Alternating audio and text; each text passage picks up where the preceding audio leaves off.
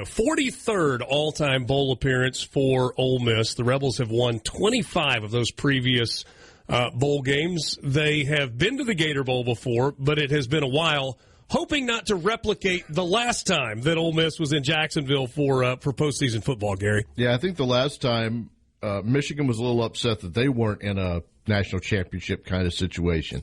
They do, at one point, have held the longest field goal made in the Gator Bowl. I do need to go check and see if Brian Lee still has that at 53 or 54 yards or whatever that was. But, yeah, let's do hope today's a little bit better in Jacksonville. And Brett, I mean, that for y'all, that happened in that Gator Bowl. Richard and I had it one night in Tuscaloosa a few years ago. The post-game sponsored play of the game was a field goal. Gary Wunderlich 3 points in a 66-3 loss to Bama. Same as Brian Lee that day against Michigan, and that was Desmond Howard the year before. That really launched his Heisman Trophy winning campaign for the next season, the 91 season. But the Gator Bowl I remember as a little guy, and the man that turned me into, honestly, a college football fan, along with my love and fascination of Coach Bear Bryant. But 1971, Archie Manning lugging that cast around against Pat Sullivan and the Auburn Tigers in a heartbreaking loss, and that was the Redheads' last game as Ole Miss Rebel. And I saw a story this morning that said it was a soft cast. Okay, it may not have been full Patrick Willis cast, but it was a big old cast. He lugged around all day that day and ran around like a crazy man and came up just a little bit short. That was in 1971, and I'll be thinking about Archie Manning tonight when I'm at Everbank Stadium that used to be the Gator Bowl. Well, and Brett, one of the things that you've done for a long time as part of the pregame show, and you do so well, is look back historically at things that have happened. We've always done an on this day and Ole Miss. I mean, you get absolutely on this day. It was January 2nd of 1971 in that game that you're talking about against Auburn. Yeah, sure do, and a lot of other great moments in Ole Miss on this day. We will have that, and we'll have a lot of fun looking back at those games. And Ole Miss in bowl games has always been really, really good. And Coach Lane Kiffin last year with the performance in the Peach Bowl, and I think that's what he's poised to try to pull off tonight. I think he's really locked in on this Duke team. And Duke only shares they share two opponents that Ole Miss played this year. And I don't know if comparing scores means that much, but Middle Tennessee and Wake Forest. And if the comparing score thing it does matter, then it should be all Ole Miss tonight, and that's what Las Vegas thinks. Yeah, Ole Miss is a big favorite in this ball game. Bowl season, Gary, is different than it was maybe when many of the people that are listening really fell in love with college football. Bowls meant a ton. There are a lot of people that have tried to tell us that bowl games don't mean as much anymore, and yet as you have watched this bowl season and you have seen the way teams have played, and you have seen fewer opt-outs and more people participating, it's hard to wrap your mind around that idea that bowl games don't matter. I think they have, and I think for the bad that we have in the NIL, I think the good we're seeing is some guys are having to stick around to make that last check. They need another check before they go. Even if they only play one half of it, set a record, and don't play the second half of the game, whatever it might be. I've only watched bits and pieces until the college football playoffs, but we've had, 5 overtime games? Multiple overtime games throughout these college games. Teams going for 2, not making it. Teams stopping a team, less than a minute to go. I think it's been fun. You've gotten some of the big guys as far as name-wise, and I know, Brett, you kept up with it too, that have been playing these games that I've actually enjoyed what I've watched so far. I've enjoyed it, Gary. I've enjoyed it, Richard. And I think, Richard, a lot of the people that get on that trope of bowl games don't matter, I think that's mostly people sitting at home not at a bowl game. There might be some truth to that. Good point. The story of this Ole Miss football season, and I don't mean in terms of win-loss record. I'm talking about within the confines of the units on the field. It was the defense, and it's an interesting thing, Brett, when you look at that, because Lane Kiffin's reputation for his entire coaching career has been offense, and obviously. Jaxson Dart is a great story at quarterback, and there's some really nice pieces on the offensive side. But this was a little bit of a change for a lot of Ole Miss fans this year because this was a team that was led by the guys on the defensive side of the ball. Well, it sure was. Had that defensive line that could just roll out fresh people, and we'll be able to tonight as well. And then had the good linebacker play. Won't have Chris Paul tonight, but we'll have Corey Coleman in there that's played a lot of football for Ole Miss. But it was a defensive team, and that's a real change for all of us, that watch DK and AJ and Dante Moncrief and all the great quarterback play, really starting in the Hugh Freeze years to now for us to get used to and running back play through the years. But we had to get used to it this year, and it really came down to one play. You change one play against Kentucky or LSU, and I think, honestly, the Florida game was more than one play. Florida that day was just simply better. I think it was more than one play, but it's frustrating not to be in the playoffs, but still rewarding to be going for a 10th win tonight, back-to-back double-digit win seasons, and the best 4-year stretch of Ole Miss football in 60 years.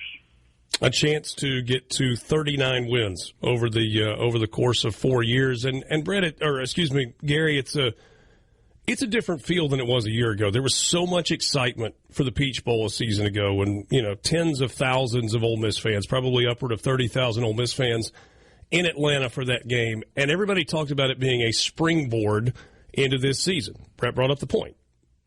Came short of expectations, came short of where they hoped to be, but an opportunity for a 10-win season for the third time in 4 years. And I should have known, we were going to talk about that in the pregame show. He's already got the math figured out as to how many wins these 4 years have been for Ole Miss, and that it was in 59, 60, 61, 62 that the last time Ole Miss had this many wins.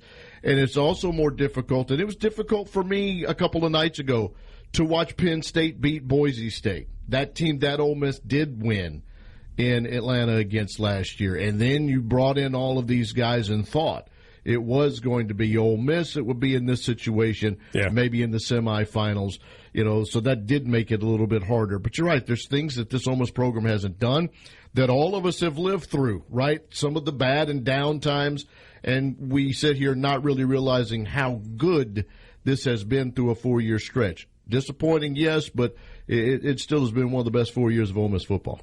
Brett, I don't know that there is a city and a bowl game that are more synonymous with each other than New Orleans and the Sugar Bowl. I guess you might argue Pasadena and the Rose Bowl, but that's out on the West Coast, and so that doesn't count. New Orleans, the Sugar Bowl, and to see yesterday unfold the way it did. You are in Jacksonville. You are with the team. What was it like just kind of around the Ole Miss group yesterday? Is like everybody else, they were kind of watching the day unfold. Well, we were all thinking, but for a couple of those plays I just mentioned, it could have been us and our fan base and our people down there. And, it was so very sad to wake up to yesterday morning, and I don't think I would have been out there at 3 o'clock in the morning. But let's be candid, at that spot at Canal and Bourbon, the three of us, just the three of us, low side, we've walked through there 100 times in our lives. And for that to be the scene of such a tragedy and such despair and so senseless, we all thought, how fragile this all is, and tied to college football. And the Sugar Bowl did the absolutely the right thing, because they had to make sure and go in and lock down the dome, for the potential for the IEDs that potentially they were worried about, maybe scattered across New Orleans. And you're right, the identity with New Orleans and the Sugar Bowl, and with all of us. Hold that thought just for a second. Ole Miss will bring its football season to a close when they play in the 80th edition of the Gator Bowl in Jacksonville, Florida. To help us get ready for that, Gary Darby and Brett Noseworthy joining us this morning. Gary is in studio with me. Brett is in Jacksonville. And I don't know, he'll probably head to the stadium here in about 45 minutes. Isn't that about right? 45 minutes or so from now? At least that. Got to go over and chalk the field and get ready for the game tonight. And, that's right. And right before the break, the listeners got a good example of what I've told both of y'all through the years. When I get rolling, just give me that international throat slash to get out. You've said enough. We got to go.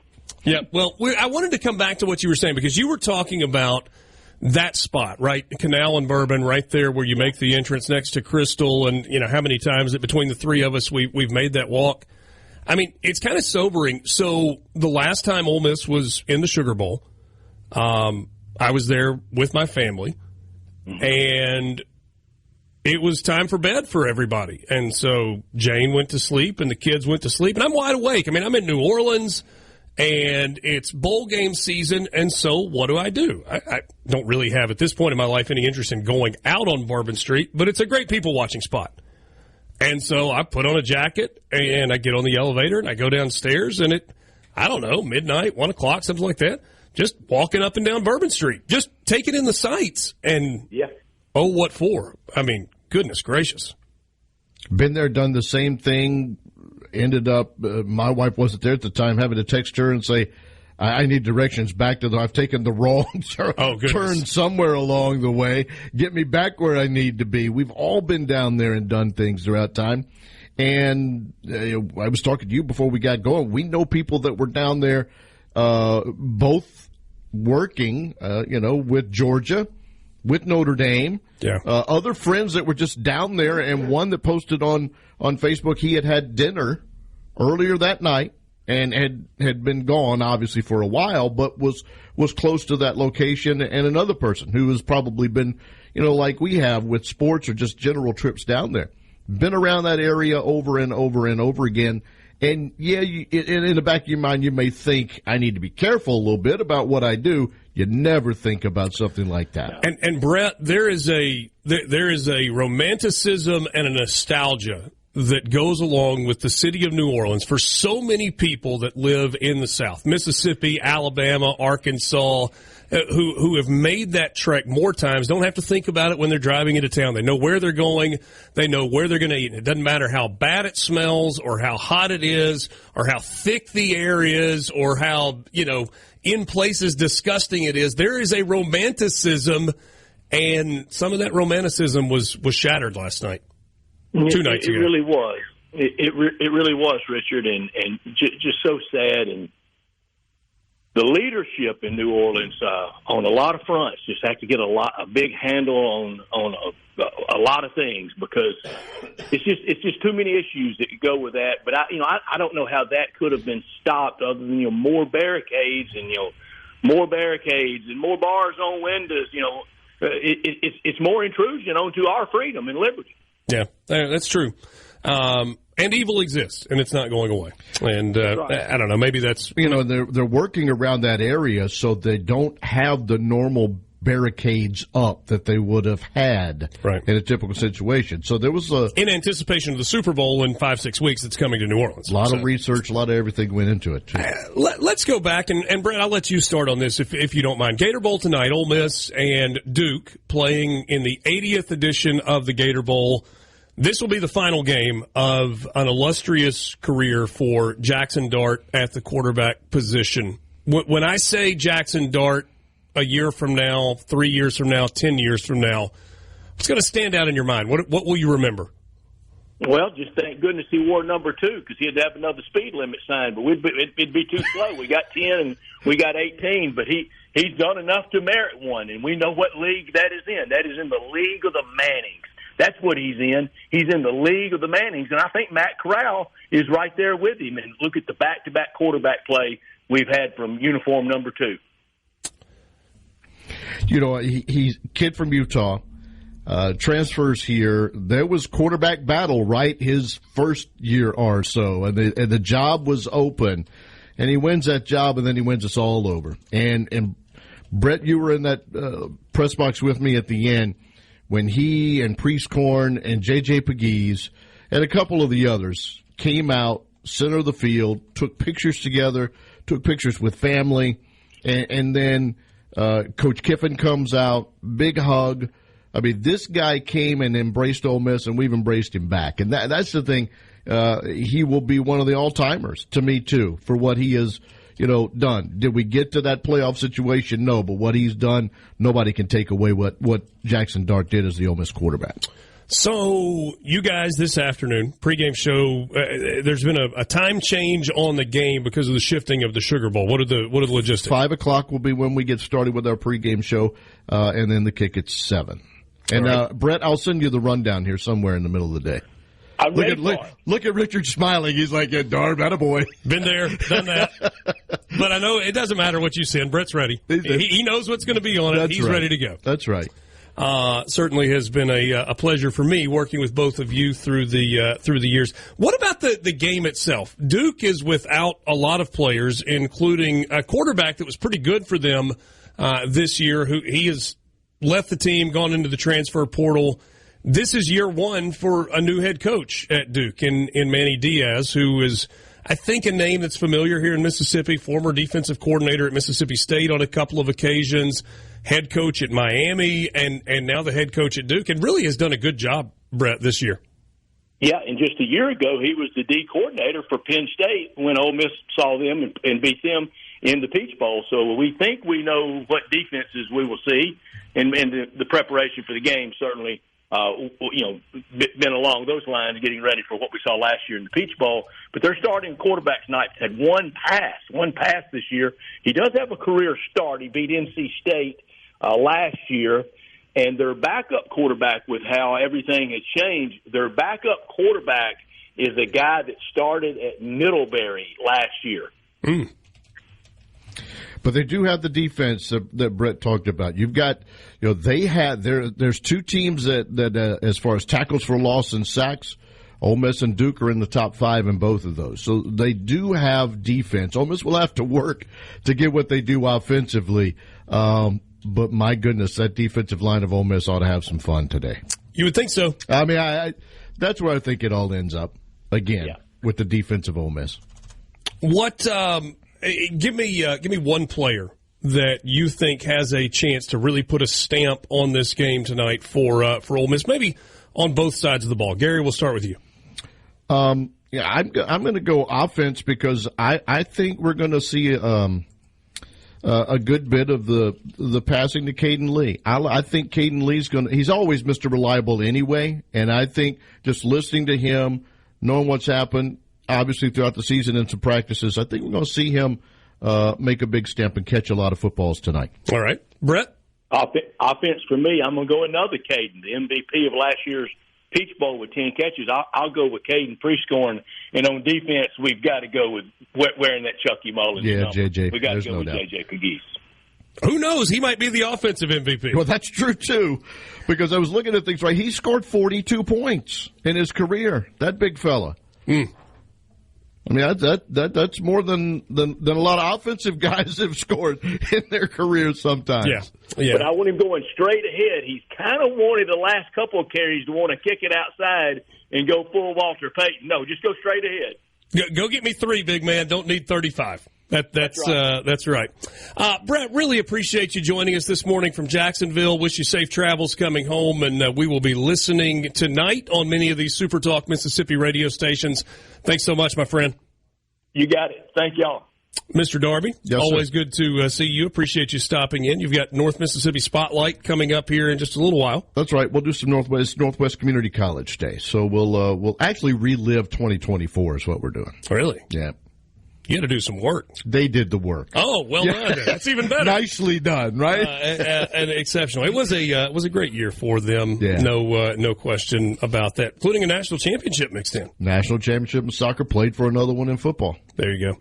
Good stuff. Brett Noseworthy and Gary Darby joining us this morning on the Gallo Radio Show on SuperTalk Mississippi.